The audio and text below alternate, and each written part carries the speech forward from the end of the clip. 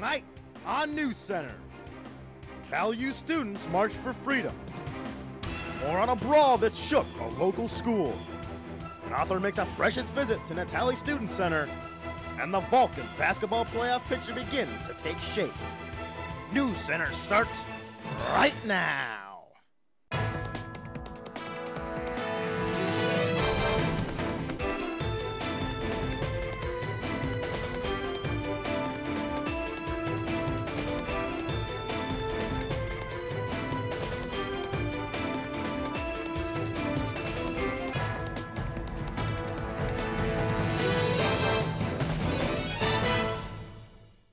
Good evening and welcome to CUTV NewsCenter for the week of February 25th, 2010. I'm Shelby McAdams. And I'm Marc Stepka.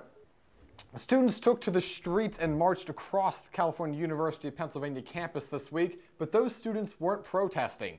They were expressing their appreciation to the taxpayers of Pennsylvania. The students were marching to bring attention to Tuition Freedom Day. The day marks the point when students' tuition dollars stop paying for their education and the taxes paid by the state residents take over. Coordinator of Young Alumni Programs Ryan Jericho said he developed the event, saying students should be aware of this changeover and what the taxpayers do. It would have been even more had it not been for the help of private donors and from the help of the Commonwealth taxpayers. It's very important that students realize this. The average student in the PA state system pays about 62% of their yearly tuition. Taxpayers pay roughly 38%. Student Joshua Wright took part in the march and the rally. If they could, I would like for them to vote for more, so this way we don't have to have such a high tuition rate. So I'd like them to know, just to know that we're grateful for what they give us. Cal U Student Government President Jackie Davis said the student government is drafting an open letter of thanks to the taxpayers from the students to show that Cal U does care about what the taxpayers give to them. And it's not just a ploy for them to give more, but it is just a sincere thank you because we do appreciate all that they do. Now, student government is hoping to run that letter in local newspapers in the coming weeks. Last year, Tuition Freedom Day was February 8th. This year, it came a day later on February 9th. Organizers are hoping to continue to grow the event and to continue to build student awareness. The aftermath of a basketball brawl between Monessen and Washington high schools caught local and state attention. Monessen's superintendent spoke out about the incident and how they plan to avoid future situations. CUTV reporter Will Moore has more on the story. I'm standing here in Monessen School District where just last month a fight broke out during a boys' basketball game between Wash High and Monessen High School fans. CUTV came here today to see if we could find out if any progress has been made following the incident. Following the January 29th fight that erupted into chaos, Monessen High School has had to deal with negative attention from the national press as well as a widely viewed YouTube video of the brawl. CUTV asked Dr. Cynthia Chellen, the superintendent at Monessen School District, if any changes were being made to prevent another incident. No, we feel that that was a one-time incident, that chances are it probably would never occur again. As I said, the people who did get arrested that evening were actually resisting the advice of officers that were on duty. Dr. Chellen also stated that it was not Monessen students but outside fans that caused the fight. She also told us exactly what she expects from spectators attending high school sporting events. We would expect them to come and enjoy the game and not to cause any problems in the stands or with other people around. It's a normal sporting event. You go to any sporting event and that's the behavior that's expected of you. You cheer for your team and that's what you need to do.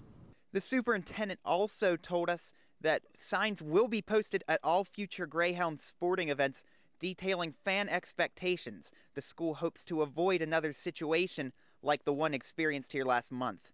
Reporting from Monessen for CUTV NewsCenter, I'm Will Moore.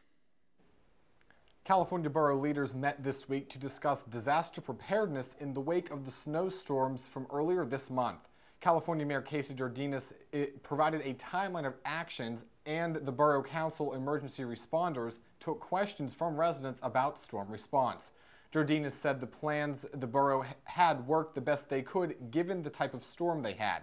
Jordinas said the biggest problem with the storm was the loss of communication, and that is something the borough will be working on. The borough will be looking into a new communication system, a borough alert system, and possibly developing snow routes and creating a borough command center in conjunction with the Red Cross. Jordinas told CUTV that residents should always be prepared for the worst, especially those in the more rural areas of the borough. Those were the areas most affected with road closures and also with power outages throughout the duration of the storm. For the residents, people need to be ready to spend, a couple of days without access to either a roadway or to supplies or anything like that. And I think that was certainly proven during this last winter storm. 3 of the 7 council members were present for the meeting, those being Patsy Alfano, John Bittner, and Anthony Mariscotti. They were there along with the mayor and borough emergency management director, John Moser. Jordinas said the borough will continue to work on emergency preparedness in the coming months. The annual student convocation was held at 11 this morning in the Natali Performance Center. President Armeni spoke out about the future plans for Cal U and the university's privatization without a plan. He focused on how to prepare for the financial struggles ahead and what students can do beforehand to get ready for when privatization takes over. Armenti then opened the floor to students where they asked questions concerning how they will personally be affected and what future students can expect out of the university. CUTV continuing coverage now of the parking crunch on campus. The university is alerting students that the intersection of Gallagher Way and 3rd Street will be closing permanently March 1st. No through traffic will be allowed. There will be detours posted to access Gallagher Hall. Mid-Mon Valley bus service will also be affected by this closure. There will be a revised bus schedule coming out in the next few days. This closure is in anticipation of increased construction at the Convocation Center construction site. It was a tragic scene yesterday at the Orlando, Florida SeaWorld, where a trainer lost her life during a live Shamu performance. The trainer fell into the water when she was charged and attacked. All visitors were immediately escorted out of the arena while SeaWorld trainers tried to tame the orca. The attack is undergoing further investigation with Orlando police. And coming up next, we see what is in our forecast here at Cal U with Cal U's meteorologist Jason Fouchard. I'm student meteorologist Jason Fouchard. Coming up on CUTV NewsCenter, we have more snow in the forecast. We already got some overnight. There's more coming over the next few days. Freezing temperatures will remain, and will we have any chance of seeing sun? All that and more when CUTV NewsCenter returns.